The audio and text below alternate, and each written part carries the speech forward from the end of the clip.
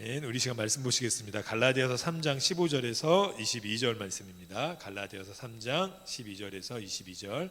우리 한 절씩 교독하시고 마지막 절 같이 읽겠습니다.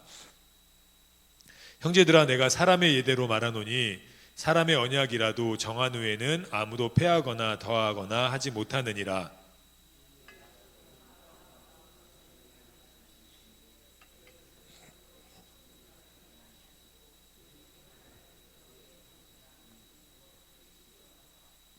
내가 이것을 말하노니 하나님께서 미리 정하신 언약을 430년 후에 생긴 율법이 폐기하지 못하고 그 약속을 헛되게 하지 못하리라.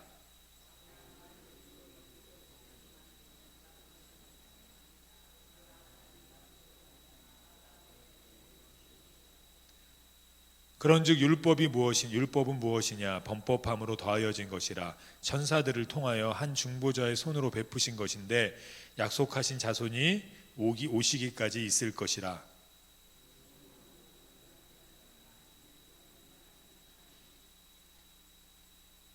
그러면 율법이 하나님의 약속들과 반대되는 것이냐? 결코 그럴 수 없느니라. 만일 능히 살게 하는 율법을 주셨더라면 의가 반드시 율법으로 말미암았으리라. 모든 것을 죄 아래 가두었으니 이는 예수 그리스도를 믿음으로 말미암는 약속을 믿는 자들에게 주려 함이라. 아멘. 십자가를 앞세우고 말씀을 따르라, 역사하신다라는 제목으로 하나님의 말씀 증거하겠습니다. 오늘 말씀 좀 어려운데 오늘 말씀 이런 겁니다. 율법보다 하나님의 은혜가 먼저였다는 겁니다. 그러니까 율법보다 예수 그리스도의 십자가의 구속이 먼저였다는 겁니다. 그게 핵심이자 결론이거든요. 그래서 오늘 그 말씀을 이제 하나하나 바울 사도가 말씀 율법에 치중하고 했지만 율법을 잘 지키지 못했던 유대인들에게 이렇게 풀어서 설명한 겁니다. 그리고 이것이 오늘 우리에게 말씀을 지키는 것에 대한 오해와 말씀을 지키는 것에 대한 은혜를 오늘 우리가 좀 살펴보고, 이제 우리 교회가 더욱더 이렇게 전도에 앞서고 선교에 앞서고 지역사회에 이제 좀 더 이렇게 지역사회를 섬길 수 있는 데 있어서 효과적으로 좀 이렇게 전할 수 있는 그런 은혜가 있었으면 좋겠습니다. 오늘 본문의 핵심은 이겁니다. 15장에서 아브라함이 창세기 15장에서 하나님 앞에 이제 의인이라고 선포를 받지 않습니까? 근데 그 의인이 된 게 무엇 때문이었죠? 믿음으로 말미암은 것 아니었습니까?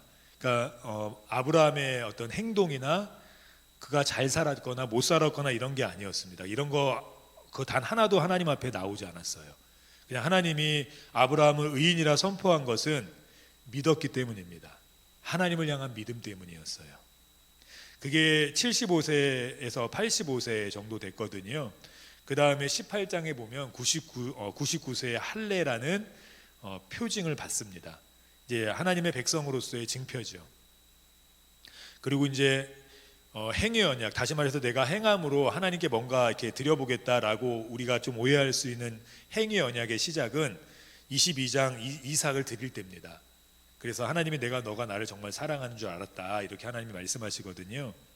그런데 진짜 갖춰진 율법, 그러니까 우리가 십계명 이렇게 갖춰진 율법은 언제 나오기 시작했냐면 아브라함이 의인이라고 칭한 다음 430년 후에 나왔습니다.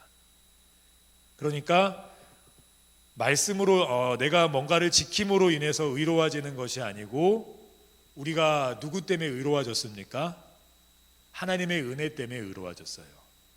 십자가 때문에 의로워졌어요. 그래서 우리가 오해하면 안 돼요. 내가 기도 많이 해서 의로워지는 것이 아닙니다. 우리가 가끔 착각합니다. 내가 열심히 신앙생활하면 신앙이 성숙하겠지? 그렇지 않아요. 좀 이따가 다시 설명할 건데 이게 조금 오해가 있을 수 있습니다. 그래서 이제 말씀을 하나하나 풀어가면서 우리가 이 말씀, 율법과 내가 행할 수 있는 하나님의 말씀의 행함과 은혜의 관계를 좀 더 살펴보려고 합니다. 우리 15절하고 17절을 보면 이렇게 얘기하고 있습니다. 형제들아, 내가 사람의 예대로 말하노니 사람의 언약이라도 정한 후에는 아무도 패하거나 더하게 하지 못하느니라. 17절에 보면 내가 이것을 말하노니 하나님께서 미리 정하신 언약을 430년 후에 생긴 율법이 폐기하지 못하고 그 약속을 헛되게 하지 못하리라. 여기서의 언약이 뭐죠? 여기서의 언약은 하나님의 말씀입니다. 하나님의 말씀. 하나님의 말씀인데 그보다 앞서서 하나님이 하신 게 뭐였죠? 430년 후에 이루어지기 전에 하나님이 정말로 하신 언약, 약속은 의인이라고 칭한 것은 하나님이었다는 말씀입니다. 그리고 그 언약을 사람이 정한 후에도 패하지 못하는데 하나님이 정하신 것을 우리가 패할 수 있습니까? 없습니까? 패할 수 없어요. 그러니까 여기서의 하나님이 말씀하신 언약은 율법보다 앞서는 430년 전에 하나님이 너를 의롭게 한다라는 하나님의 약속이었어요. 그러므로 행위로 인해서 우리는 의로워질 수 없습니다. 그래서 우리가 자꾸 착각하면 안 돼요. 내가 열심히 뭔가를 하면 의로워지겠지? 아니라니까요. 이미 하나님이 우리를 의롭다 하셨다니까요. 그리고 하나님으로 인해서만 의로워질 수 있습니다. 하나님으로 인해서만 우리가 신앙이 이렇게 활활 타오를 수 있어요. 18절에 이렇게 얘기합니다. 우리 같이 한번 읽어보시겠습니다. 만일 그 유업이 율법에서 난 것이면 약속에서 난 것이 아니리라. 그러나 하나님이 약속으로 말미암아 아브라함에게 주신 것이라. 계속 약속을 얘기합니다. 계속 아브라함을 얘기해요. 왜 그렇습니까? 우리가 자꾸 오해하기 때문이에요. 자꾸 우리가 뭔가를 해야 의로워진다고 생각하거나 뭔가를 해야 신앙이 뜨거워진다고 생각을 해요. 그래서 우리가 작정기도 하지 않습니까? 작정기도 때문에 우리가 의로워지지 않습니다. 작정기도 때문에 내가 하나님 앞에 뭔가를 드러낼 수 있는 것이 아닙니다. 좀 이따가 그에 대한 효과를 얘기하겠지만 우리가 하나님이 우리를 부르셨기 때문에 감동을 주시고 작정 기도할 수 있는 자리로 이끄셨기 때문에 우리가 기도할 수 있는 거예요. 근데 우리가 자칫 잘못 생각하면 내가 이것을 통해서 의로워진다고 생각합니다. 그러면 하나님의 은혜가 임하지 않아요. 우리가 작정 기도를 할 때도 언제나 어떻게 기도해야 됩니까? 하나님 앞에서는 언제나 죄인이에요. 주님이 나를 의인 되게 하신 거예요. 내가 이 작정 기도를 통해서 뭔가 내 힘으로 이루는 것이 아니라 하나님의 은혜가 내게 임해 주셔서 하나님이 이루어 주시는 겁니다. 오늘 핵심은 계속 똑같은 얘기예요. 아브라함은 율법으로 인해서 자신이 열심히 산 어떤 모습으로 인해서 의로워지고 신앙이 뜨거워지고 하나님께 의인으로 인정받은 것이 아니고 하나님의 은혜로 말미암아 믿음으로 말미암아 의롭게 된 후에 그 다음에 하나님의 뜻대로 살아간 겁니다. 그러면 율법 하나님이 정하신 우리가 하나님 말씀대로 살아야 하는데 그럼 이 율법 하나님께서 우리에게 왜 주셨는지 1차적인 것을 살펴볼 거고요. 또 2차적인 것 그리고 말씀으로 율법으로 인한 우리의 삶의 은혜를 우리가 세 가지를 살펴볼 겁니다. 일단은 1차적인 걸 좀 보겠습니다. 우리 19절 같이 한번 읽어보시겠습니다. 오늘 좀 어려운데 같이 읽겠습니다. 그런즉 율법이 무엇이냐? 범법함으로 더하여진 것이라. 천사들을 통하여 한 중보자의 손으로 베푸신 것인데 약속하신 자손이 오시기까지 있을 것이라. 여기서 약속하신 자손은 누구시죠? 예수 그리스도예요. 그러면 율법이 왜 있다고 말씀하고 있습니까? 범법함으로 더하여진 것이래요. 그럼 무슨 말씀이겠습니까? 로마서 5장 13절에 조금 더 자세히 설명합니다. 우리 같이 읽어보시겠습니다. 죄가 율법 있기 전에도 세상에 있었으나 율법이 없었을 때에는 죄를 죄로 여기지 아니하였느니라. 이거 무슨 말씀입니까? 그러니까 율법이 하나님이 430년 후에 그냥 뭐 아브라함 430년 후니까 뭐 아담으로부터는 한참 전이죠. 한참 후지요. 그때까지 율법이 없었습니다. 그래서 세상 사람들이 하나님을 믿던 믿지 않던 다 죄인으로 살았다는 거예요. 죄를 지으며 살았는데 그게 죄인 줄 몰랐습니다. 근데 죄인 줄 몰랐다고 해서 심판이 없었습니까? 우리가 아시다시피 노아 홍수 있었고 또 바벨탑 사건이 있었습니다. 율법은 없었지만 하나님 앞에서 다 죄인이었어요. 로마서 4장 14절 제가 읽어드리겠습니다. 그러나 아담으로부터 모세까지 아담의 범죄와 같은 죄를 짓지 아니한 자들까지도 사망이 왕노릇하였나니 아담은 오실 자의 모형이라. 이거 무슨 말이죠? 하나님의 말씀은 율법은 없었지만 모든 사람이 죽었다는 겁니다. 다시 말해서 모든 사람이 죄를 짓고 살았어요. 근데 그게 죄인 줄 몰랐어요. 근데 죽었습니다. 그러니까 얼마나 억울합니까? 죄인 줄 몰랐는데 죄인이었어요. 그래서 죽었어요. 그러면 이 말은 무슨 말입니까? 하나님이 율법을 주셨을 때 죽었습니까? 안 죽었습니까? 죽었어요. 율법으로 의로워진 게 아니라는 거예요. 율법이 없을 때도 죽었고, 율법을 하나님이 주시고 나서도 죽었어요. 말씀이 없을 때도 사람들은 죽었고, 말씀이 있어도 우리는 죽어요. 이 말은 우리가 하나님의 말씀을 지킬 때 의로워지는 게 아니라는 겁니다. 오늘 좀 말씀이 조금 어려우실 거예요. 그럼 율법을 하나님이 우리에게 말씀을 주심을 통해서, 그러니까 율법이 이 성경 안에 모든 게 율법은 아니지 않습니까? 그러니까 이 말씀 안에 율법들이 있는데 우리가 지켜야 될 어떤 행함들이 있는데, 하나님이 이 율법을 우리에게 주신 이유, 첫 번째 1차적인 이유는 로마서 3장 20절에 이렇게 얘기합니다. 우리 같이 읽어보시겠습니다. 그러므로 율법의 행위로 그의 앞에 의롭다 하심을 얻을 육체가 없나니 율법으로는 죄를 깨달음이니라. 율법의 역할이 뭡니까? 내가 죄인이구나 라는 걸 깨닫는 겁니다. 그전에는 죄인 줄 몰라고 막 졌어요. 예를 들자면, 그전엔 11조 안 내면 괜찮았어요. 근데 말씀 읽다 보니까 11조 안 내면 도둑놈이래요, 그리스도인들은. 그래서 죄인 줄 알게 됩니다. 그전엔 주의를 온전히 지키지 못하면 죄인 줄 몰랐어요. 그런데 성경을 잘 보니까 예수님이 오셨을 때도 주일은 거룩하게 지켜졌습니다. 그래서 이제는 알아요. 우리가 못 지킬 때 꽤 있지 않습니까? 그러면 우리가 예전에는 말씀을, 이러한 말씀을 모를 때는 그냥 오늘은 바빠서 못 나가는 거지, 오늘은 온전히 지키지 못할 수도 있는 거지, 그랬다가 어느 순간부터는 양심의 가책이 일어납니다. 내가 안 지키면 안 되는 거구나. 이번 주는 상황이 안 돼서 못 지켰지만 이거 안 되는 거구나. 이런 거를 뭐가 깨닫게 합니까? 율법이 깨닫게 해요. 그런데 중요한 것은 11조를 안 내면 우리만 죄 지는 게 아닙니다. 세상도 죄 지는 거예요. 왜요? 하나님은 살아계시니까요. 근데 세상은 모르고 지는 거예요. 하지만 그들도 죄를 짓고 있는 겁니다. 주의를 거룩하게 지키지 않는 것, 우리가 주의를 어겼을 때 우리만 죄 짓는 게 아닙니다. 교회를 다니지 않는 저들 지금 다 죄 짓는 거예요. 하지만 그들은 몰라요, 그게 죄인지요. 그리고 나중에 심판받아요, 하나님 앞에. 우리는 죄를 깨달을 수 있는 겁니다. 이게 1차적인 율법의 목적이에요. 이게 죄였구나, 이게 하나님 앞에 죄구나. 예전에는 남이 나를 막 욕하고 그래서 나도 그 사람을 욕하는 거 당연한 것인 줄 알았고, 그 사람이 나를 때리면 나도 그 사람 때리는 거 당연한 줄 알았는데, 말씀을 읽다 보니까 그렇게 하지 말래요. 근데 세상은 그렇게 하지 않습니까? 그거 다 죄예요. 근데 그들은 몰라요, 그게 죄인지. 당연한 것으로 압니다. 하지만 우리는 죄인 줄 알아야 돼요. 뭐 때문에요? 하나님의 말씀이 그러지 말라고 했으니까요. 이게 말씀의 1차적인 목적이에요. 나를 볼 수 있는 거울입니다.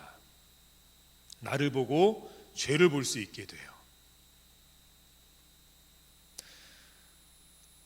그래서 성경은, 이 율법은 반드시 자신을 검증하고 자신을 확인할 수 있는 도구로 사용하라고 성경은 얘기합니다.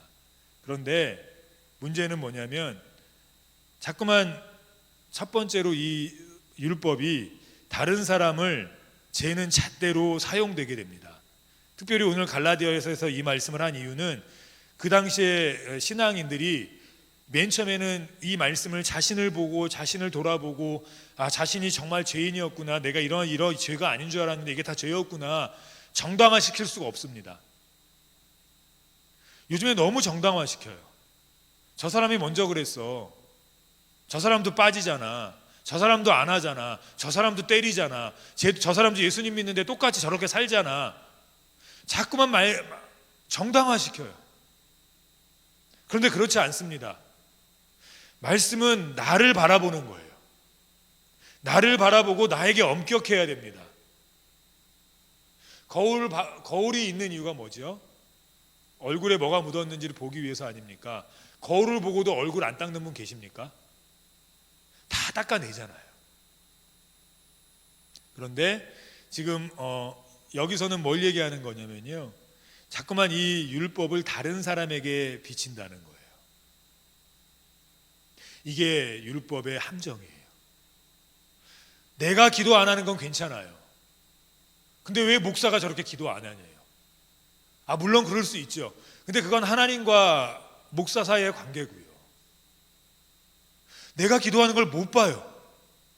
말씀을 계속 읽는데 자꾸만 다른 사람 생각만 나요.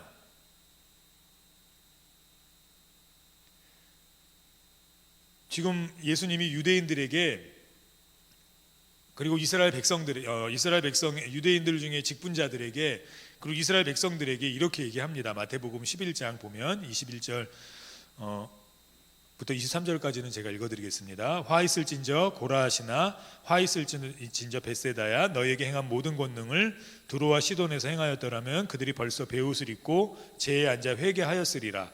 내가 너에게 이르노니 심판날에 두로와 시돈이 너희보다 견디기 쉬우리라. 가버나움아, 내가 하늘에까지 높아지겠느냐? 음부에까지 낮아지리라. 내가 행한 모든 권능을 소돔에서 행하였더라면 그 성이 오늘까지 있었으리라. 24절 같이 읽겠습니다. 내가 너희에게 이르노니 심판날에 소돔 땅이 너보다 견디기 쉬우리라 하시니라. 이거 무슨 말이죠? 소돔과 고모라가 지금 유대인들보다 이스라엘 백성보다 낫겠다는 거예요. 그들은 내가 말했으면 회개하고 돌아왔을 거라는 거예요. 그런데 안 돌아온다는 겁니다. 말씀을 읽는데도 안 돌아온다는 거예요. 말씀을 읽는데도 자기에게 적용하는 것이 아니라 자꾸만 다른 사람 판단하는 데 쓴다는 겁니다. 제 사람은 왜 기도 안 하지? 저 사람은 왜 주의를 안 지키지? 저 사람은 왜 선교를 안 가지? 저 사람은 왜 전도를 안 하는 거지? 저 사람은 왜 기도를 안 하는 거지? 저 사람은 왜 저렇게 사는 거지? 저 사람은 왜 저러는 거지? 그거는 그 사람의 문제고요. 오늘 말씀은 나에게 적용하라는 겁니다. 말씀의 첫 번째 역할이 뭐라고요? 나를 돌아보는 거라고요. 로마서 2장에 보면 이렇게 얘기하고 있습니다. 같이 한번 읽어보시겠습니다. 로마서 2장 20절 같이 읽겠습니다.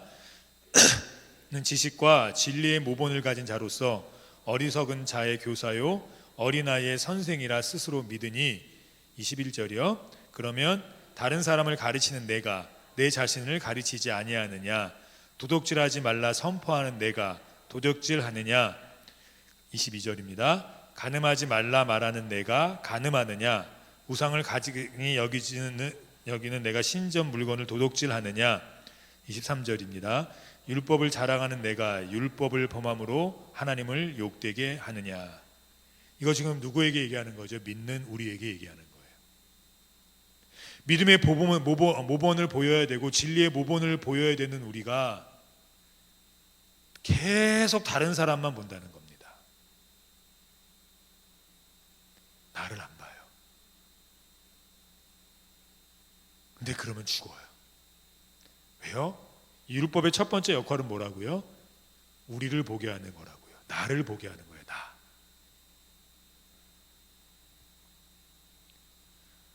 내 상태를 진단하는 것이 첫 번째 율법의 역할입니다.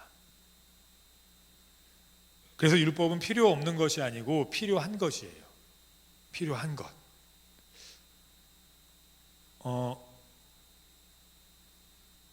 일반 사람들이 이렇게 축구를 보거나 야구를 보면 자꾸만 쟤 저렇게 차면 안 되는데, 쟤는 저렇게 하면 안 되는데 막 이러지 않습니까? 그래서 막 이렇게 댓글 올리지 않습니까? 내가 너가 됐으면 이렇게 안 한다. 내가 너가 됐으면 그렇게 노래 안 한다. 그럼 이렇게 좀 역으로 생각해 보겠습니다.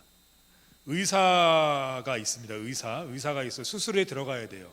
근데 수술하러 들어가는데 아무것도 모르는 사람이 코치하는 사람이 있습니까? 수술은 이렇게 해주시는 게 낫겠는데요, 나 같으면 그렇게 안 합니다. 뭐 이렇게 하는 분 계십니까? 없어요.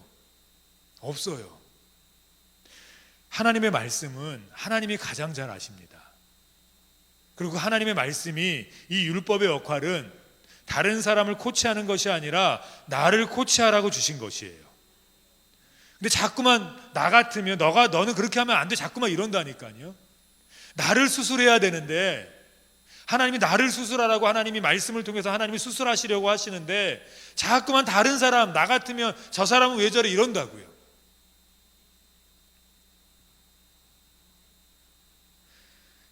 그래서 이 말씀의 역할, 첫 번째 1차적인 역할은 내가 어떠한 상태에 있는지를 보는 거예요.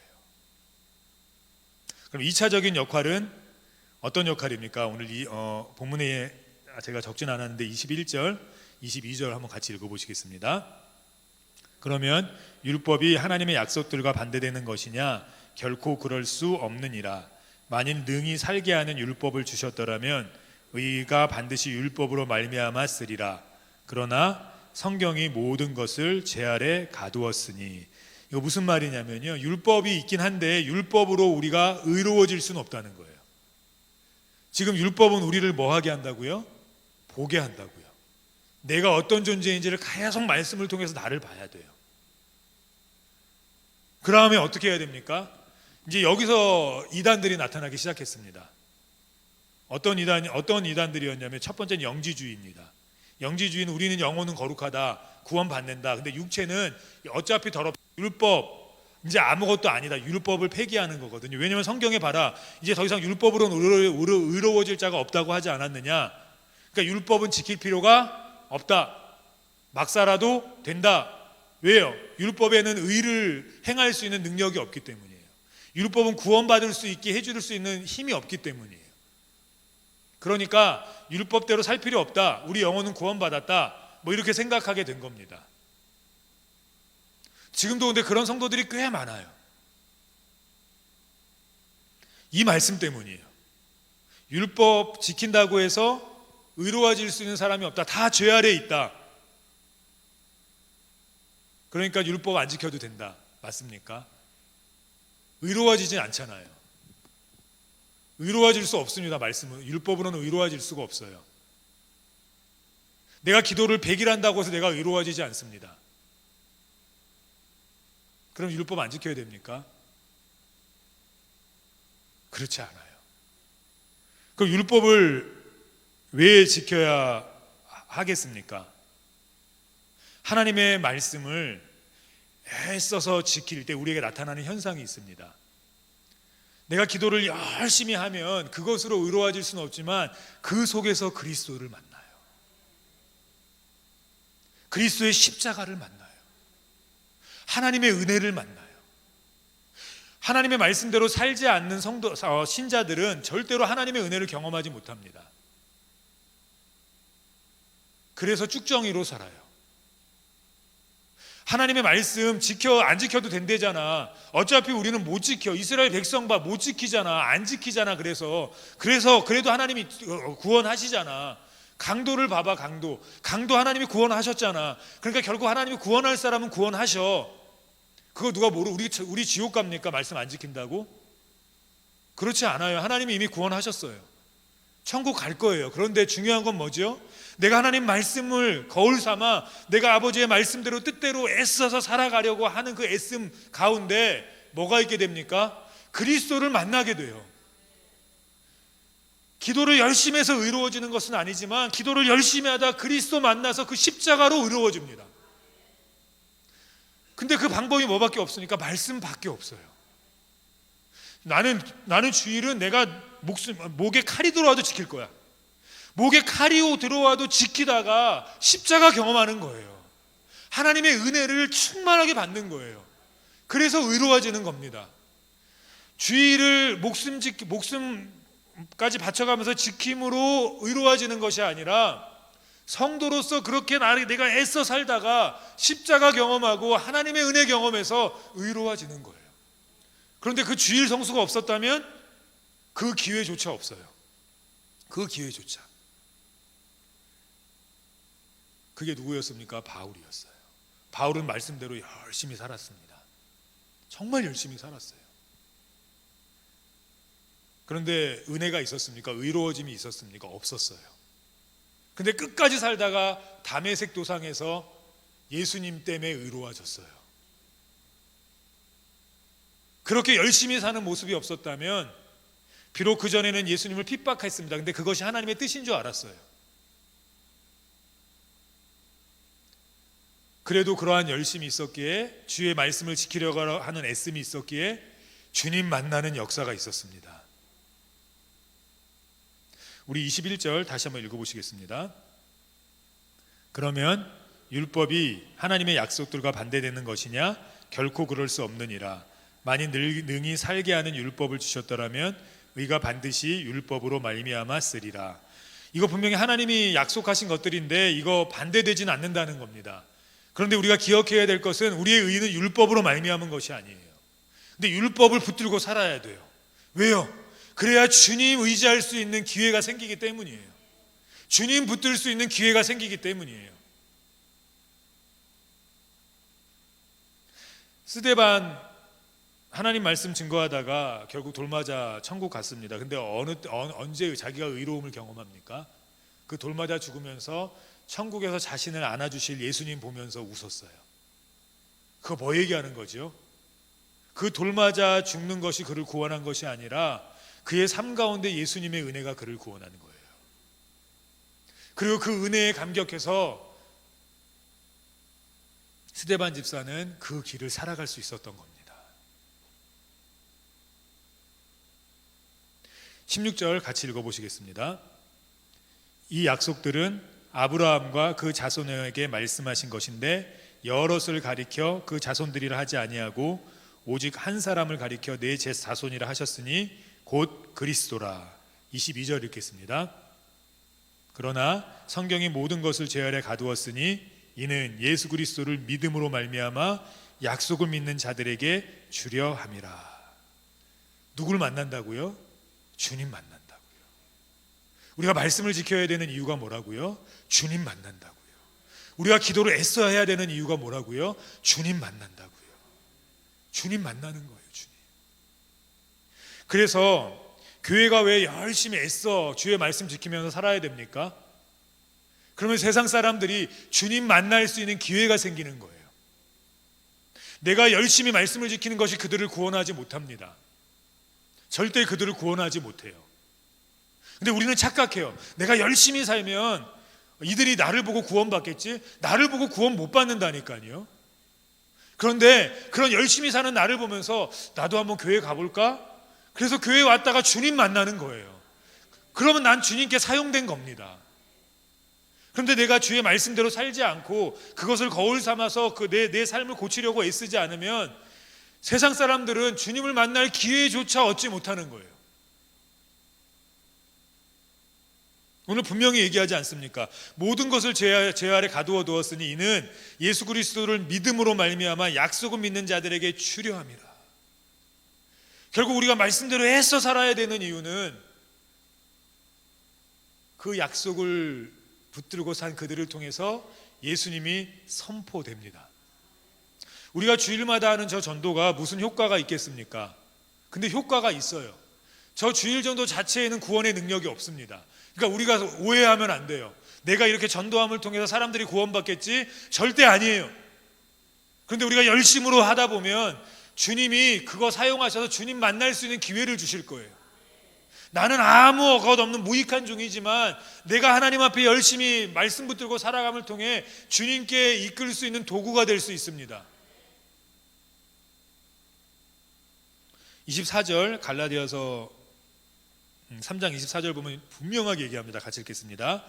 이같이 율법은 우리를 그리스도에게로 인도하는 몽학선생이 되어 우리로 하여금 믿음으로 말미암아 의롭다함을 얻게 하려 함이니라. 몽학선생이 된대잖아요. 율법은 없어야 되는 게 아닙니다. 근데 착각하면 안 돼요. 내가 열심히 기도하면 내가 의로워지겠지? 아닙니다. 내가 사명을 열심히 감당하면 내 신앙이 더욱더 강력해지겠지? 안 강력해진다니까요. 그냥 내가 이렇게 열심히 하면 점점 힘만 빠지세요. 그런데 그런 기대를 갖지 마십시오. 제가 이번 1년 제가 열심히 하겠습니다. 그럼 제가 내년에는 더 훌륭해져 있겠죠? 반드시 훌륭해져 있을 거예요. 그런데 1년 동안 열심히 해서 훌륭해진 게 아니고요. 그래서 의로워진 게 아니고요. 1년 동안 열심히 하면서 주님의 은혜를 너무 많이 받은 겁니다. 열심히 하면서 하나님의 은혜와 십자가 은혜를 너무 받은 거예요. 그러다 보니까 점점 하나님을 닮아가고 있어요. 점점 예수님을 닮아가고 있어요. 오늘 성경은 분명히 얘기하죠. 율법은 그리스도께로 인도하는 몽학선생이라고요. 그래서 우리가 율법을 지켜야 돼요. 말씀대로 살아야 돼요. 근데 그것에 능력이 없어요. 근데 그렇게 살면 어떻게 됩니까? 주님께로 인도가 돼요. 왜 세상에서 우리가 손해를 봐야 합니까? 근데 손해보고 살면 주님께로 인도가 돼요. 왜 오른뺨 맞으면 왼뺨까지 돼야 됩니까? 그러면 이상하게 주님께로 인도가 돼요. 내가 이렇게 살았으니까 분명히 구원받는 성도가 많을 거야. 아니요, 그건 아닙니다. 그런데 주님께 인도가 돼서 주님이 구원하세요. 근데 이렇게 되면요, 우리에게도 참 이익이 많습니다. 예전에는 내가 열심히 하면 가족이 구원되겠지. 근데 얼마나 당황하십니까? 구원이 됩니까? 내가 열심히 하면 이걸 보고 우리 자식이 교회 열심히 잘 다니겠지? 됩니까? 안 돼요. 그러니까 그런 기대치를 버리십시오. 내가 하는 게 아니에요. 구원은 내가 할 수 있는 게 아닙니다. 의로움은 내가 만들어가는 게 아니에요. 오직 누구에게 있습니까? 그 권능은 주님께 있어요. 그냥 나는 주님 바라보면서 열심히 믿음으로 말씀 붙들고 살다 보면 나도 주님 믿어야겠네 라는 은혜를 주님이 주세요. 로마서 3장 25절에서 28절에 보면 이렇게 나와 있습니다. 우리 같이 읽어보시겠습니다. 이 예수를 하나님이 그의 피로 인하여 믿음으로 말미암아 화목 제물로 세우셨으니 이는 하나님께서 길이 참으시는 중에 전에 지은 죄를 관과하심으로 자기의 의로우심을 나타내려 하심이니 곧 이때에 자기의 의로우심을 나타내사 자기도 의로우시며 또한 예수 믿는 자를 의롭다 하려 하심이라. 그런즉 자랑할 때가 어디 있느뇨? 있을 수가 없느니라. 무슨 법으로냐? 행위로냐? 아니라 오직 믿음의 법으로니라. 그러므로 사람이 의롭다 하심을 얻는 것은 율법의 행위에 있지 않고 오직 믿음으로 되는 줄 우리가 인정하노라. 누구에게밖에 의로움이 없습니까? 예수님밖에 없어요. 예수님이 역사해야 교회가 일어섭니다. 예수님이 역사해야 성도가 일어나요. 예수님이 역사하셔야 우리가 일어설 수 있습니다. 그런데 그 역사하심이 뭘로 됩니까? 우리가 말씀대로 살아갈 때 그것이 몽학선생이 되어 예수님께 인도할 수 있습니다. 그리고 예수님이 구원하는 역사가 있어요. 말씀을 정리하겠습니다. 우리가 이 세상을 살아갈 때 우리는 그리스도인으로 살아가야 됩니다. 반드시 어떻게든 말씀을 더 애써서 지키려고 해야 돼요. 그런데 우리가 착각하지 말아야 합니다. 우리가 살아가는 그 애씀에는 구원의 단 1%도 역할이 없습니다. 그러니까 편하게 지키십시오. 내게 주신 거예요. 내게. 다른 사람 보여주라고 주신 게 아니에요. 주님이 내게 기도하라고 감동 주시면 내게 주신 거예요. 내게. 그래서 다른 사람이 나를 보겠지, 다른 사람이 나를 또 이렇게 생각하겠지, 전혀 생각하실 필요 없어요. 왜요? 다른 사람이 보겠지는 어떤 의미입니까? 내 기도를 통해 다른 사람이 구원받겠지라는 하나님의 선을 넘은 죄송합니다. 버르장머리 없음이 있는 거예요. 그러면 어떻게 되죠? 그 기도가 힘들어요. 너무 힘들어요. 왜요? 다른 사람이 보겠지가 있기 때문이에요. 주님 보겠지예요. 주님. 구원은 내게 없습니다. 구원의 능력 내게 없어요. 의로워지게 하는 건 내게 없어요. 그러니까 그냥 주님이 감동 주시면 그냥 내가 그 길 걸어가면 됩니다. 내가. 이 직분 받으면요, 자꾸만 다른 사람이 보겠지가 많아요. 다른 사람이 보겠지. 오늘 내가 죄송합니다. 오늘 내가 성가대 안 쓰면 다른 사람이 보겠지? 못 쓸 수도 있죠. 아프면 못 쓸 수도 있죠. 근데 못 쓸 수도 있어 라는 걸 언제 깨닫게 됩니까? 못 쓸 수도 있지만 또 이렇게 생각해요. 못 쓰면 하나님이 벌 주시겠지? 아파서 못 썼는데 그거 벌 주십니까? 하나님이? 너 이놈의 새끼 너 아픈데 왜 안 써? 내가 너 위에 십자가 졌는데. 그건 하나님만이 하실 수 있는 일이에요. 나는 아프면 못 써요. 나는 아프면 안내 못 볼 수 있어요. 근데 왜 억지로 꾸역꾸역 나옵니까? 그게 하나님 때문에 나온 거면 은혜예요. 하나님이 그 병 고쳐주실 거예요. 그런데 사람 때문에 나오면 그거는 망함의 징조입니다. 내 신앙이 완전히 무너져요. 내가 또 안 냈는데 안 나가면 사람들이 나 없다고 욕하겠지? 아, 왜 하나님을 안 바라보세요? 하나님 이해하시는데. 두 가지 아닙니까? 내가 너무 아프니까 하나님도 이해하실 거야. 하나님 죄송해요 하고 하루 쉬실 수 있어요. 그것도 믿음이에요. 근데 왜요? 그것이 우리를 의롭게 하는 게 아니니까요. 근데 이것도 믿음이죠. 아, 내가 너무 아픈데 내가 하나님 바라보고 나가면 하나님이 나 고쳐주실 거야. 비록 그리 아니하실지라도 나는 나갈 거야. 그냥 믿음의 차이예요. 믿음의 차이. 근데 그것으로 자꾸만 내가 의로워진다고 생각하면 어떻게 됩니까? 내가 병들어요. 내가 의로워질 수 있는 게 아니라니까요. 내 힘으로 의로워질 수 있는 게 아닙니다. 그냥 하나님 말씀 애써 지키다가 때로는 뭐 상황이 안 돼서 못 지킬 수도 있고, 때로는 내가 정말 내 힘에 부쳐서 못 지킬 때도 있어요. 그러나 기억하십시오. 그게 우리를 의롭게 만들지 않습니다. 내가 그걸 지킨다고 해서 더 의로워지지 않아요.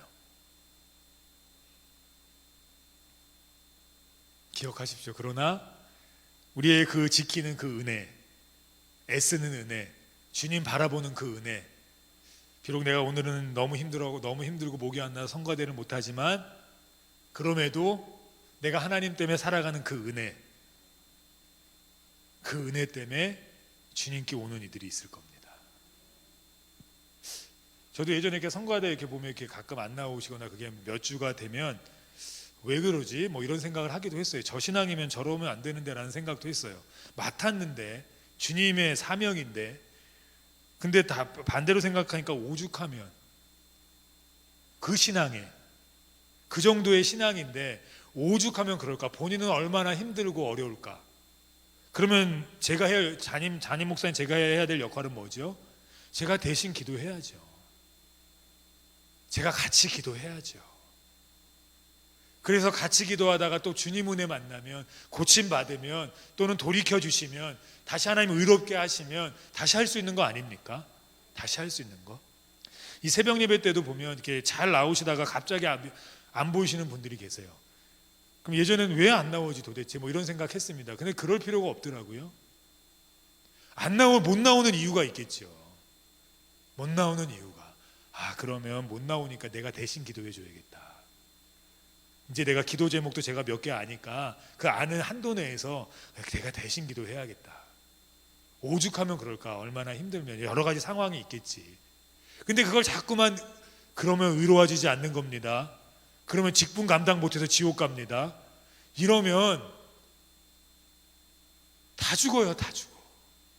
우린 무엇으로만 의로워집니까? 오직 예수님밖에 없어요. 오직 예수님의 은혜밖에 없어요. 저는 우리 교회가 예수님의 은혜만 붙드는 교회가 됐으면 좋겠습니다. 그렇다고 말씀은 폐지하지 마십시오. 말씀은 뭐라고요? 몽학 선생이라고요. 누구에게 인도합니까? 예수님께 인도해요. 그래서 우리가 예수님을 만나기 위해서는 뭐 해야 되죠? 말씀대로 살려고 했어야 돼요. 그리고 그의 은혜로 날마다 의로워지고 날마다 은혜 받아서 하나님의 은혜를 누리며 살아가는 귀한 우리가 되기를 주님의 이름으로 축원합니다.